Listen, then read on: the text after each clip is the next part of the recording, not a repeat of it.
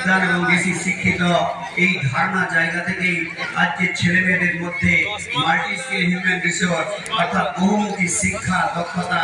যোগ্যতা, মানব সম্পদ তৈরির ভাবনা এবং ইচ্ছা শক্তি, কর্মশক্তি, বৌদ্ধিক শক্তি, পরিকল্পনা শক্তি, নীতি নৈতিকতার শক্তিটা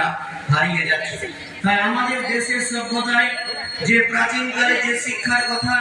গুরুকুলের শিক্ষার কথা বলেছিলেন, রবীন্দ্রনাথ ঠাকুর যে বিশ্বভারতীতে যে শিক্ষার কথা বলেছিলেন, ঈশ্বরচন্দ্র বন্দ্যোপাধ্যায়, বিদ্যাসাগর যেমন মুখে মজদুর হয়ে যুব সমাজ মানসিকতা থাকা দরকার। মনে রাখতে হবে পৃথিবীতে কেউ সবদিন ভাগ করে 60, 70, 80, তারপরে 80, 90, 100, তারপরে পৃথিবী ছেড়ে আমরা চলে যাবো। কিন্তু এই যাওয়া আসার মধ্য দিয়ে, জন্ম মৃত্যুর মধ্য দিয়ে দেশে দেশের কথা ভাবা, বিশ্বকবি রবীন্দ্রনাথ ঠাকুরের ভাবনা চিন্তা চর্চার মধ্য দিয়ে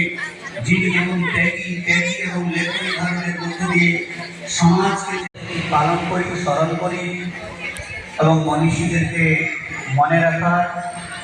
এবং মনীষীদের কথাবার্তা, চিন্তা, ভাবনা, চর্চা, লেখা, কবিতা,